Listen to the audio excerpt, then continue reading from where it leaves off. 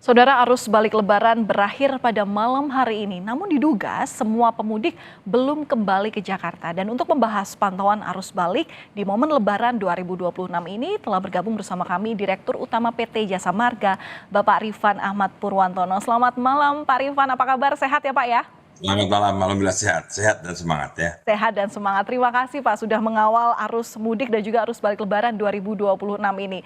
Pak, jadi hingga saat ini bagaimana pergerakan pemudik di arus balik? Berapa banyak kendaraan yang belum kembali ke Jakarta hingga malam ini? Ya, pukul 19 tadi udah mencapai 2,9 juta dari 3,4 yang diberikan masuk. Artinya sudah mencapai 86%, tinggal 14%-nya.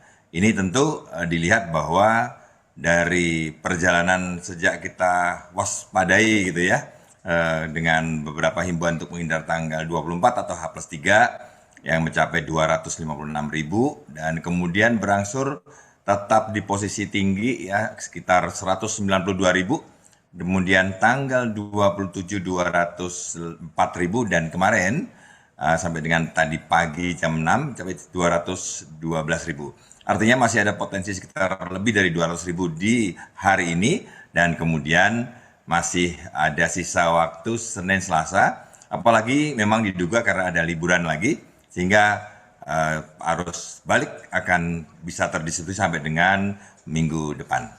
Oke, dengan sejumlah kebijakan yang diberlakukan oleh Jasa Marga, termasuk yang menarik adalah diskon tarif tol, Pak, terutama di puncak arus balik kemarin. Ini seperti apa Pak dengan melihat kebiasaan para pemudik dalam menggunakan kebijakan-kebijakan yang diberlakukan terutama di jalur darat?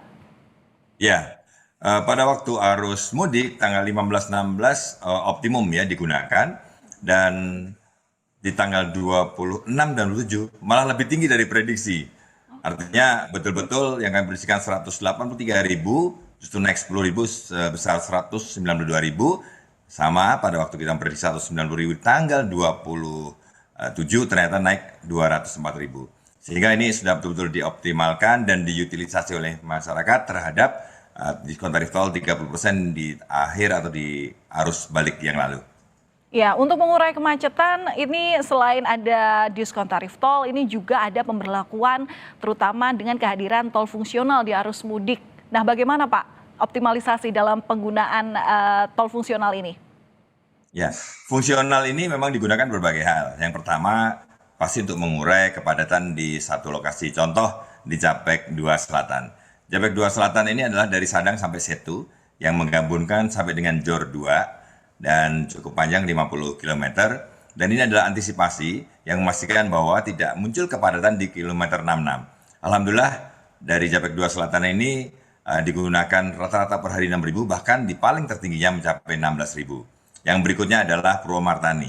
Purwomartani ini adalah dari Solo yang dulu kita kenal dengan Prambanan, sekarang sampai di Purwomartani, yakni sudah mencapai di wilayah kawasan atau Jakarta.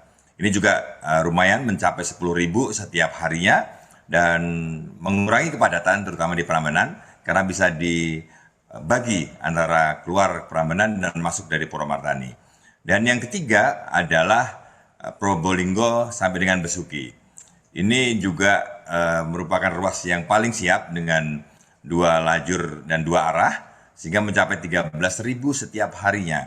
Masyarakat yang dari Probolinggo ke Besuki atau Situbondo yang harus melewati Paiton, ini sekarang bisa melalui jalan tol dan menikmati kecepatan, karena 50 km ini hanya ditempuh dalam waktu 25 menit. Dan kemudian yang keempat adalah Bawen sampai dengan Ambarawa.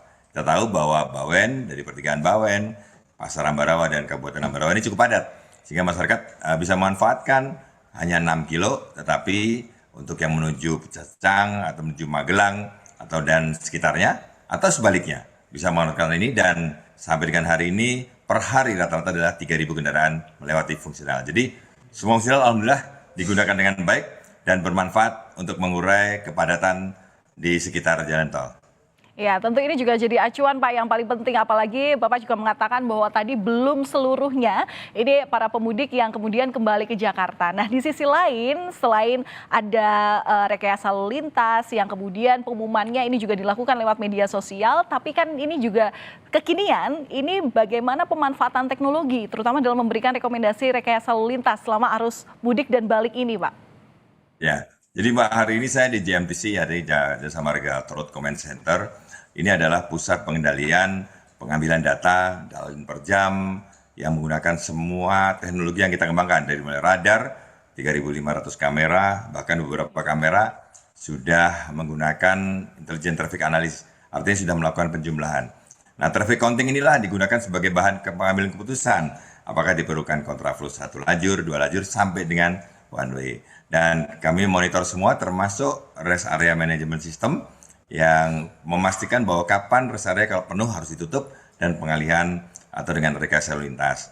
Dan seluruhnya dimonitor di dalam JMTC ini, dan kami share juga dengan aplikasi Travoy yang dikembangkan ditujukan kepada masyarakat, bisa melihat kepadatannya menggunakan seluruh komponen teknologi yang kami miliki, bisa melihat 3.500 kamera, bisa melihat tarif tol, bisa melihat kepadatan resi digital, dan bahkan bisa termasuk dengan kontak center kami. Selain kami punya 133 yang bisa dihubungi. Jadi dengan teknologi ini sangat membantu pengambilan keputusan, terutama rekayasa lalu lintas yang dilakukan pada saat ini. Baik, Pak Rifan, singkat saja, ini masih ada 14% pemudik yang belum kembali ke Jakarta. Apa pesan Anda kepada para pemudik? Ya, yang pertama pastikan kendaraannya betul-betul layak pakai, ya. Artinya kepastian digunakan dengan jangka waktu dari jarak tempuh dari masing-masing daerah para pemudik. Yang kedua, pengemudi siap, sehat, ya, nggak usah dipaksakan, kapan istirahat, kapan mengemudi kembali, dan pilih waktu yang tepat. Tadi kami sampaikan bahwa Travoy ini bisa memberikan rekomendasi, kira-kira kepadatan jalan di mana dengan kamera yang bisa terlihat real time, dan kemudian taat dengan aturan atau kebijakan yang diambil dalam rekayasa lalu lintas. Jadi pastikan bahwa pengambilan kebijaksanaan atau kebijakan yang dilakukan oleh terutama dari Korlantas Polri dipastikan untuk membantu kenyamanan pada saat mengendara atau arus balik. Dan terakhir, bagi yang menggunakan one way harus diwaspadai bahwa one way ini di dalam pengaturan karena kita setir kanan, bahu jalan dalam one way itu adalah bukan tempat berhenti. Baik. Juga bukan tempat mendahului. Baik, siap. Terima kasih atas informasi Anda, Direktur Utama PT Jasa Marga, Bapak Rifan Ahmad Purwantono, sudah berbagi informasi bersama kami di Kompas Malam. Salam sehat selalu, Pak. Terima Tetap kasih. semangat. Sehat selalu.